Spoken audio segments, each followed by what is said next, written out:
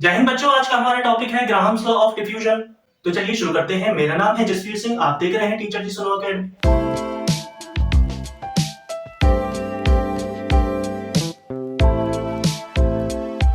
बच्चों, आज का हमारा topic Graham's law of diffusion. बच्चों, हम बचपन से पढ़ते हुए आ रहे हैं डिफ्यूजन क्या होता है। डिफ्यूजन डिफ्यूजन बच्चों वही है जो हायर कंसंट्रेशन से लोअर कंसंट्रेशन पे हमारा कोई भी मॉलिक्यूल फ्लो करता है तो उसको डिफ्यूजन कह देते हैं।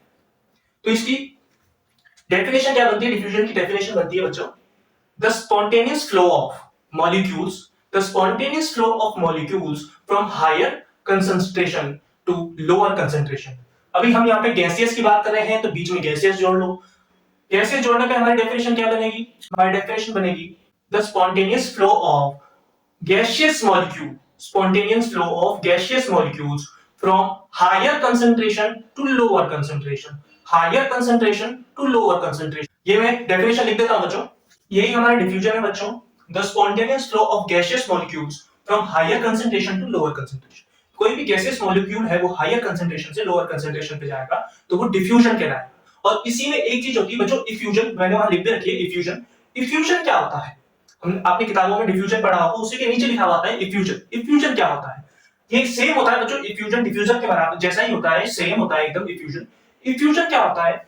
जैसे डिफ्यूजन है, डिफ्यूजन किसी बिग स्पेस में से डिफ्यूजन मतलब गैस का फ्लो किसी बड़े होल में से हो रहा है। गैस का फ्लो किसी बड़े होल में से हो रहा है, लेकिन इफ्यूजन में क्या हो रहा होता है? किसी पिन होल से।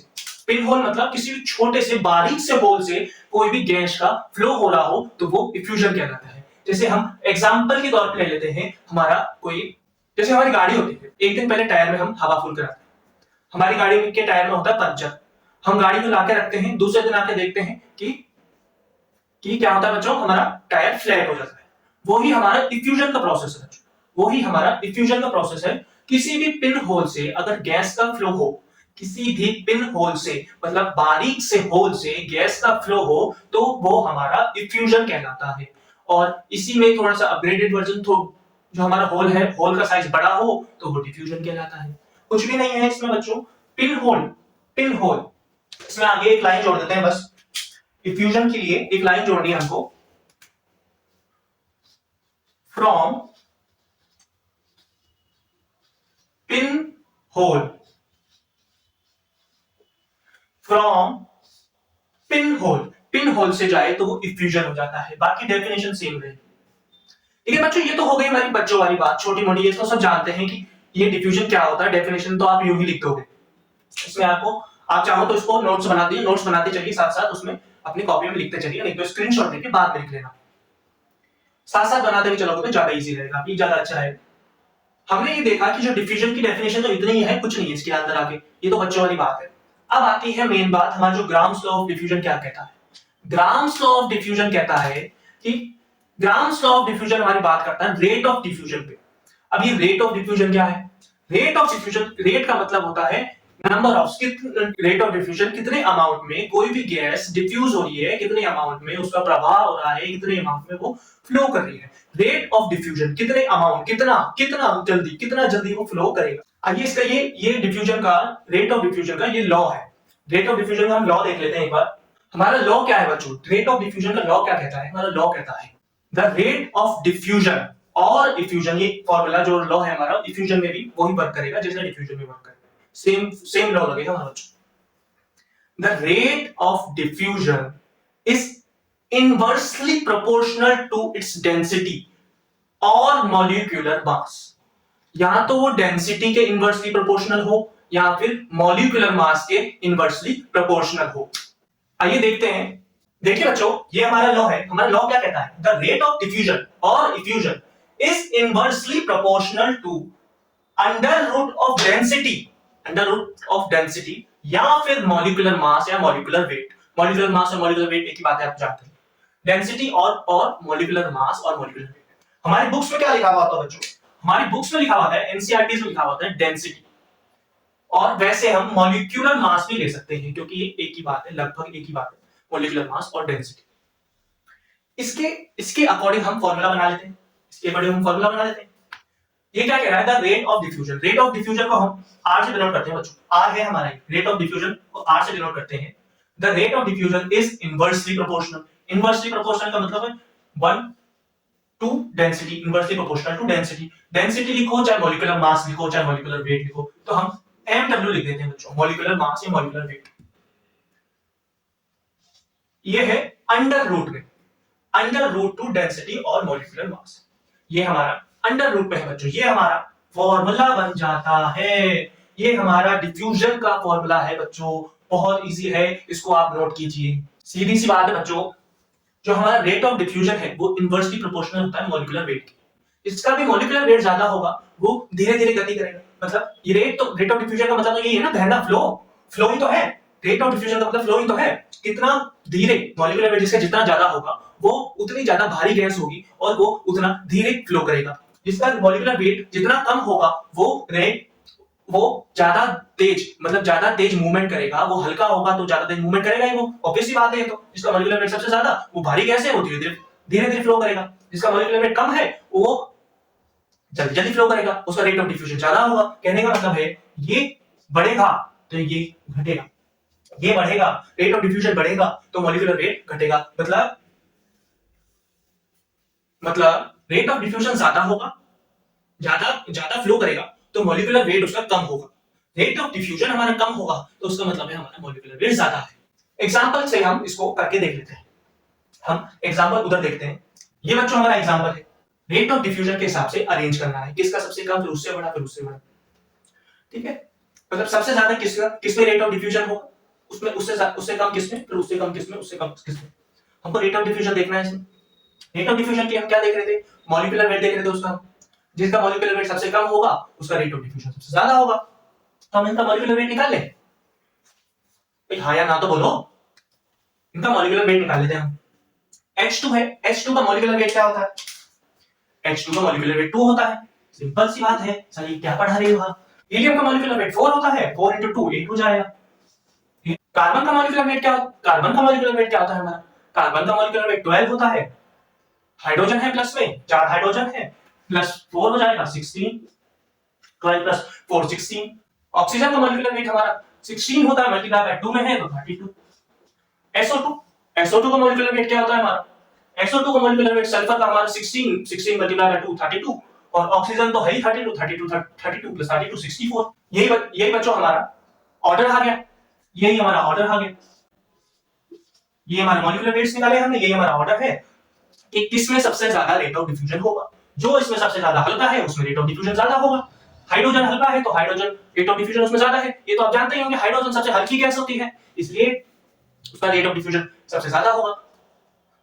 बच्चों आपके दिमाग में आ रहा होगा कि सर हमने हीलियम पढ़ा था, हीलियम सबसे हल्की गैस होती है। नहीं बच्चों, हाइड्रोजन सबसे हल्की गैस होती है।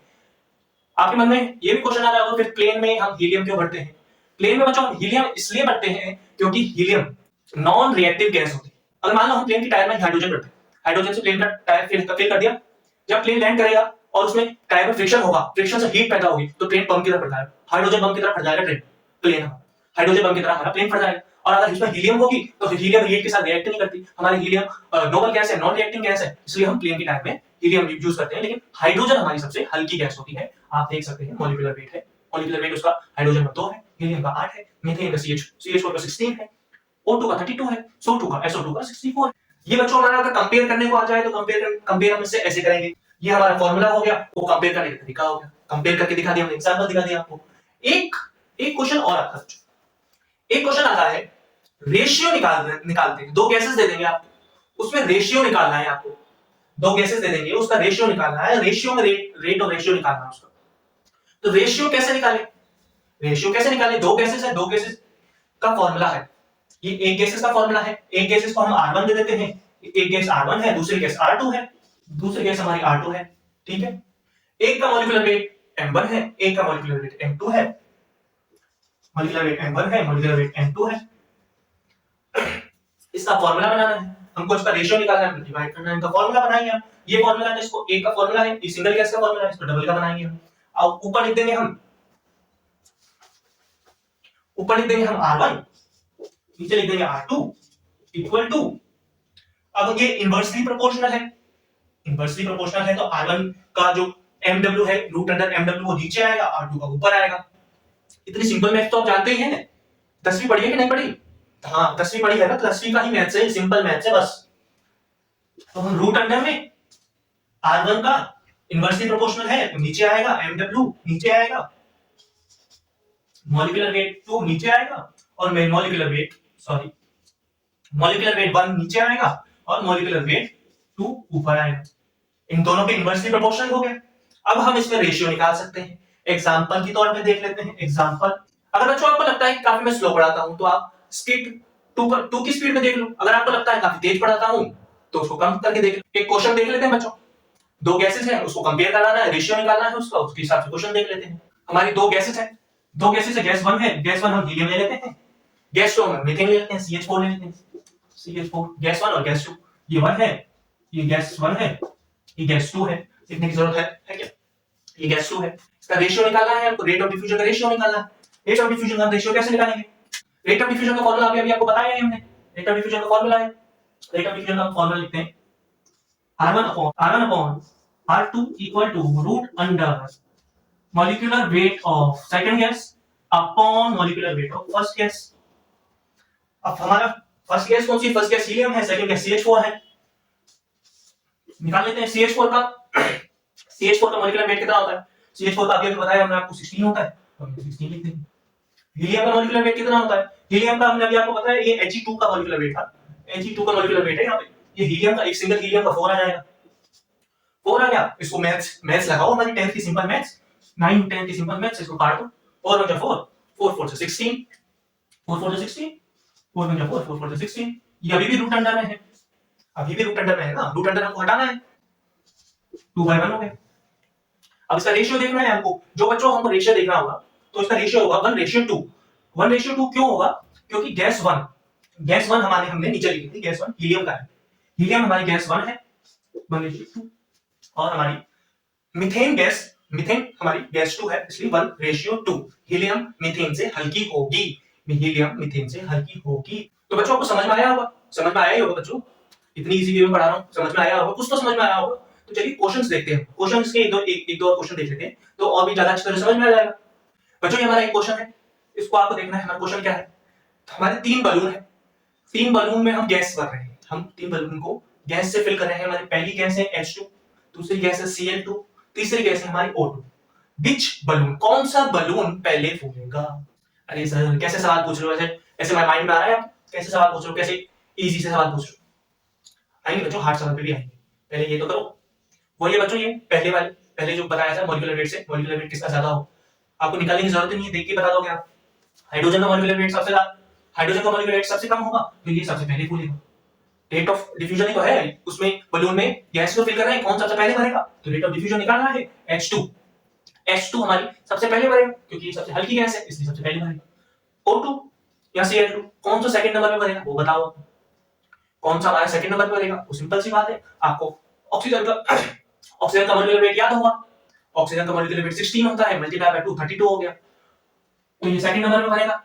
और क्लोरीन का तो 35 होता है, मल्टीप्लाई बाय 2 35 मल्टीप्लाई बाय 2 70 हो गया, 35 मल्टीप्लाई बाय 2 70 हो गया ना, तो ये तीसरे नंबर पे भरेगा। सबसे पहले हमारा कौन सा भरेगा? हमारा क्वेश्चन था व्हिच बलून इन्फ्लेट फर्स्ट, तो हमारा हाइड्रोजन था, हाइड्रोजन सबसे पहले भरेगा। बहुत जल्दी सा सवाल है, बहुत हलवा है, तो हलवा सवाल पूछा है। नेक्स्ट क्वेश्चन देखते हैं बच्चों, ये हमारा दूसरा क्वेश्चन है, ये हमारा दूसरा क्वेश्चन है। क्वेश्चन क्या कह रहा है बच्चों? अगर आपको ढंग से नहीं दिख रहा है तो मैं बोल रहा हूं, उसको आप लिख लीजिए। We have 2 bottles, one is filled with NH3 and another is filled with HCl, and both are connected to a long glass tube. When covering of both bottles removing at same time, which gas meet the center part of glass tube first? कौन सी, कहने का मतलब बच्चों सीधा सीधी सी बात है, सीधी सीधी सी बात है, एकदम सिंपल सी बात है। 2 बॉटल है हमारे पास, ये हमारी एक बॉटल, ये हमारी दूसरी बॉटल, 2 बॉटल है। एक में हमारा NH3 भरा हुआ है, NH3 है, दूसरे में हमारा क्या है? दूसरे में हमारा HCl है, दूसरे में हमारा HCl है। अब ये दोनों बोतलें एक ग्लास रॉड से कनेक्टेड है, ग्लास रॉड से कनेक्टेड है, ये इसका सेंटर पार्ट है, एक ग्लास रॉड का सेंटर पार्ट है, ग्लास रॉड ट्रांसपेरेंट होती है, आपको बताइए। अब आगे क्या क्वेश्चन कह रहा है हमारा?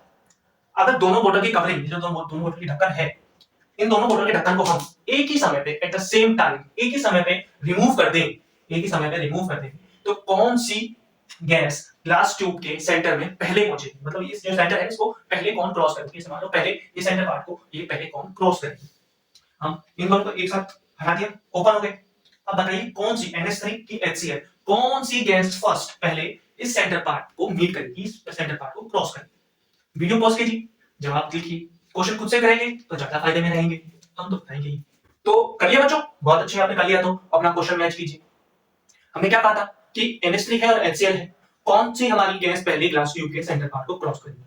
देख लेते, रेट ऑफ डिफ्यूजन निकालना, सिंपल सी बात है, रेट ऑफ डिफ्यूजन निकालना है हमको कि कौन सी गैस पहले क्रॉस करेगी। अमोनिया का हमको जो NH3 है हमारा, उसमें मॉलिक्यूलर वेट देखना है। अमोनिया का मॉलिक्यूलर वेट, NH3 का मॉलिक्यूलर वेट क्या होता है, नाइट्रोजन का मॉलिक्यूलर वेट होता है 14, एटॉमिक वेट 7 होता है ना, 7 से हमारा नाइट्रोजन का मॉलिक्यूलर वेट 14 हो गया, 14 प्लस 3 18 17 हो गया हमारा, 15 16 17, 14 प्लस 3 17, हमारा NH3 का मॉलिक्यूलर वेट 17 हो गया। हमारा नेक्स्ट है HCl, हाइड्रोक्लोरिक एसिड, HCl है, इसका मॉलिक्यूलर वेट क्या होता है, एक हाइड्रोजन है एक क्लोरीन है, 17 प्लस 1 18 हो गया। सॉरी 17 नहीं, 17 तो एटॉमिक नंबर होता है उसका, 35 प्लस 1 35 प्लस 1 35 प्लस 1 इज 36। आप खुद ही देख सकते हैं किसका मॉलिक्यूलर वेट सबसे ज्यादा है, किसका मॉलिक्यूलर वेट सबसे ज्यादा है, HCl का मॉलिक्यूलर वेट सबसे ज्यादा है। HCl यहाँ पे भारी गैस होगी, अब जब ये भारी गैस है तो अमोनिया इससे तेज ट्रेवल करेगी, उसका फ्लो, अमोनिया का फ्लो NH3 का फ्लो, NH3 का फ्लो HCl से कम होगा। तो हमारा क्वेश्चन सॉल्व हो गया, हमारा क्वेश्चन सॉल्व हो गया। NH3 यहाँ पे HCl से पहले पहुंच जाएगी, NH3 पहले पहुंचेगी और ये HCl यहीं पे आके ध्यान से यहीं पे आके रह जाएगी। एक क्वेश्चन और बच्चों, मान लीजिए HCl और जो ये NH3 है मिल जाए तो क्या होगा, NH3 और HCl मिल जाए तो क्या होगा, NH3 और HCl मिल जाए, नोट्स बना लीजिए छोटे से पॉइंट में याद करने के लिए, व्हाइट फ्यूम्स बनेगी, व्हाइट क्रिस्टल लाइक फ्यूम्स बनेगी, इसमें व्हाइट फ्यूम्स बनेगी NH3 और HCl। आगे देखते हैं बच्चों, रेट भी हमारी जो रेट ऑफ डिफ्यूजन है वो भी बहुत अलग अलग तरह की होती है, अलग अलग टाइप्स होते हैं रेट के, रेट ऑफ डिफ्यूजन के अलग अलग टाइप्स होते हैं, किस किस पे वो वेरी करती है वो देखते हैं। ये आप नोट कर लीजिए पहले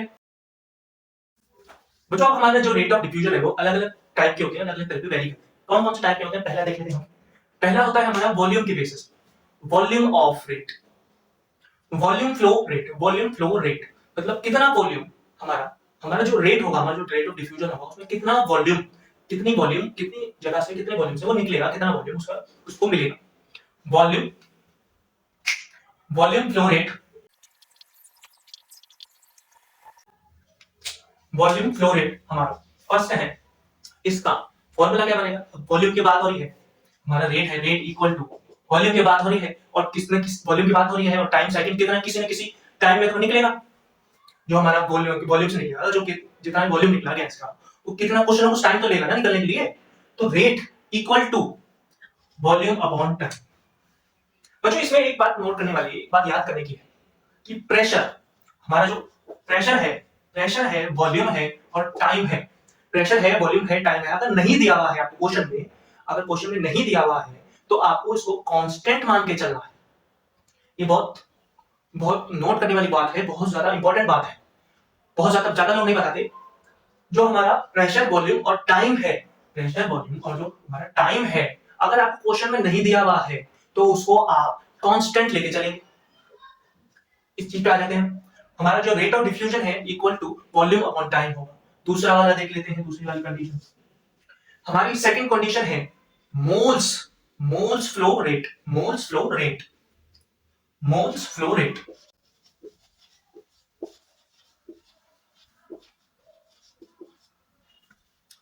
मोल्स फ्लो रेट का क्या फॉर्मूला बनेगा, मतलब कितना नंबर ऑफ मोल्स गैसेस, कितने नंबर ऑफ मोल्स हमारे फ्लो कर रहे हैं, कितने को निकल रहे हैं वो देखेंगे हम। रेट ऑफ डिफ्यूजन आर का मतलब rate of diffusion equal to same होगा बच्चों, तो सेम होगा। अगर आप एक याद कर लेते हैं ना, अब अगर एक याद कर लेते हैं तो बाकी आपको यूं ही याद हो जाएगा। यहाँ पे वॉल्यूम है या मोल है, मोल लगा देना है, मोल को हम n से रिप्रेजेंट करते हैं, मोल को हम n से रिप्रेजेंट करते हैं, n अपॉन टाइम 3। थर्ड हमारा थर्ड वेरिएशन क्या है, थर्ड हमारा थर्ड टाइप क्या है, थर्ड टाइप है हमारा लेंथ। लेंथ मतलब कितनी, जो हमारी जो गैस निकली, जो हमारा गैस निकला वो कितना एरिया, कितना लेंथ उसने कवर किया, कितना डिस्टेंस उसने कवर करा, उसकी लेंथ क्या है, उसकी लेंथ क्या है, कितना डिस्टेंस उसने कवर किया। जैसे हम देखते हैं, मान लीजिए परफ्यूम, हम परफ्यूम लगाते हैं नॉर्मल, नॉर्मली लाइफ में परफ्यूम लगाते हैं, आपने परफ्यूम लगाया अपनी बॉडी पे, आपने अपना परफ्यूम लगाया अपनी बॉडी पे, लेकिन कुछ देर बाद आपके कमरे के दूसरे कोने से भी वो खुशबू आती है, वो खुशबू आने लग जाती है या आती है। जो उसने गैस ने, जो आपके परफ्यूम ने जो दूरी तय करी, जो डिस्टेंस तय करी, वो ही हमारी लेंथ है। लेंथ, उसी को हम लेंथ लेके चलते हैं। लेंथ फ्लो रेट,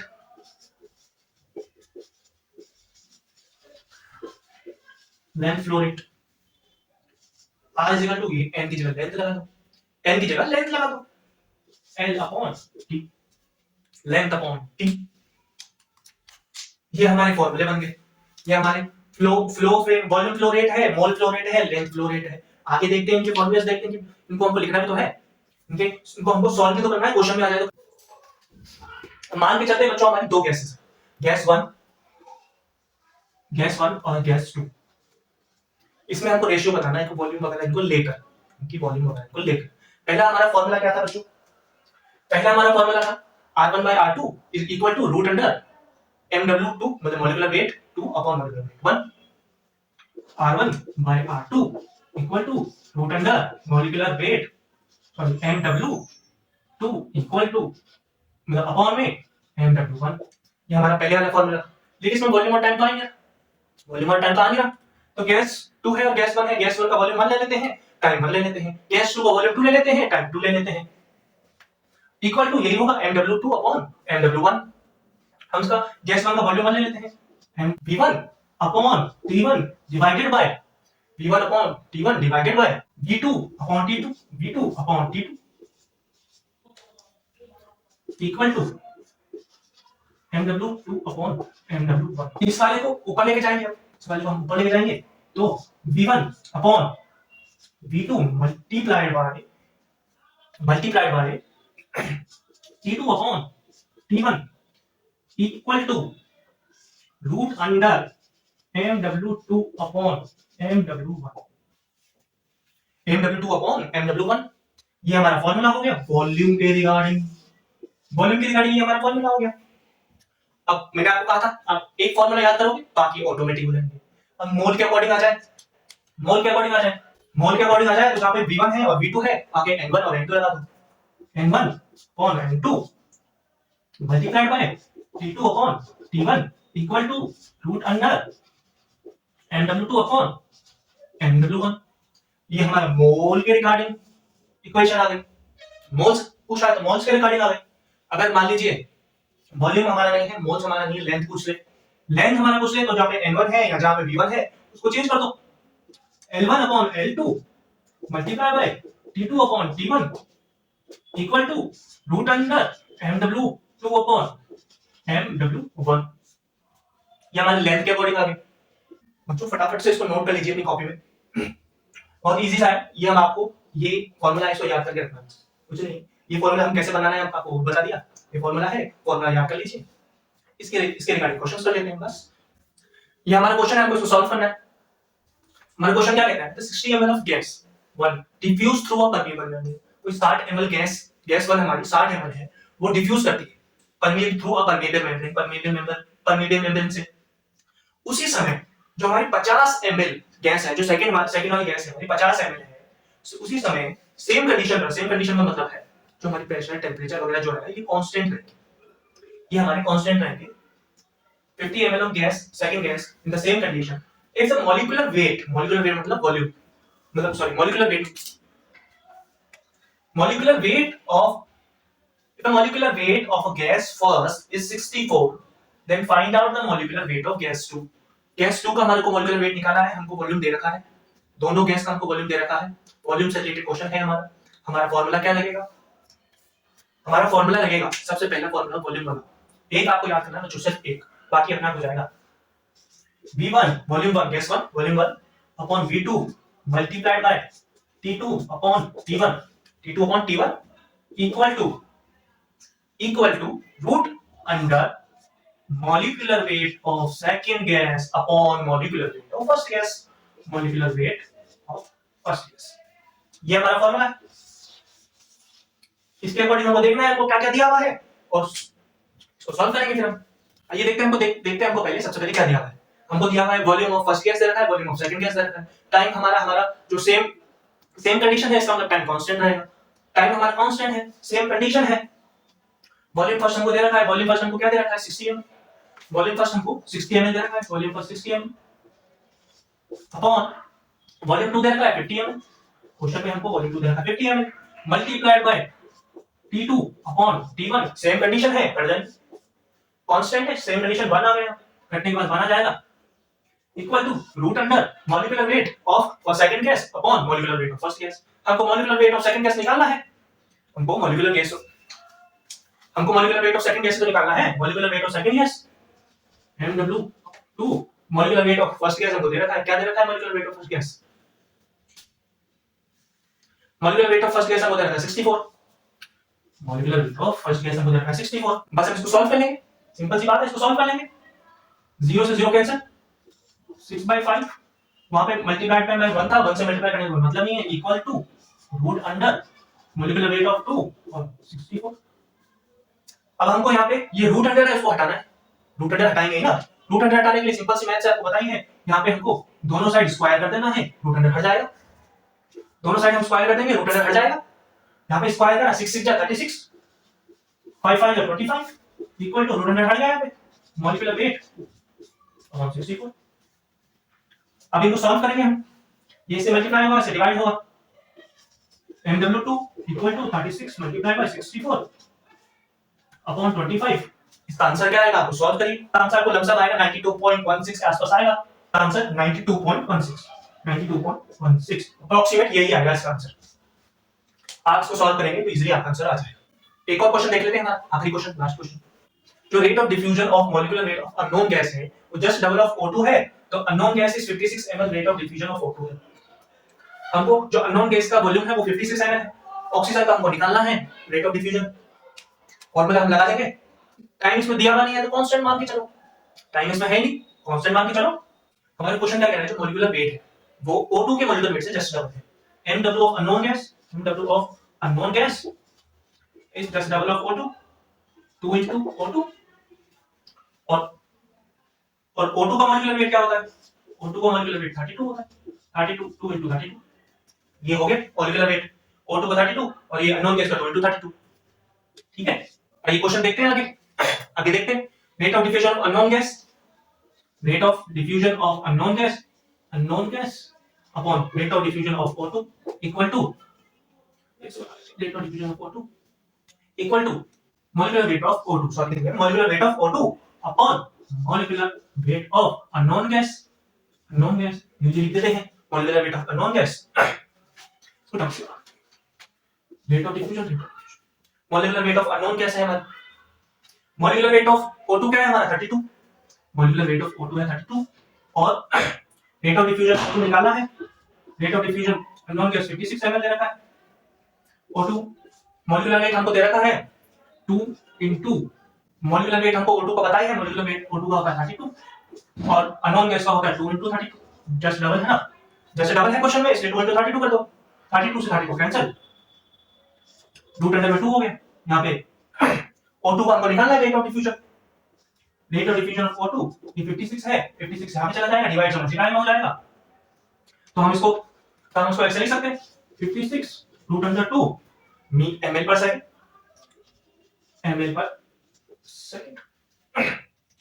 ये हमारा दूसरा क्वेश्चन कंप्लीट। तो बच्चों उम्मीद करता हूं ग्राम्स लॉ ऑफ डिफ्यूजन समझ में आ गया होगा, क्वेश्चन भी हमने आपको बता ही दिए। बच्चों आज का वीडियो इतना ही था, नेक्स्ट वीडियो में मिलते हैं। जय हिंद।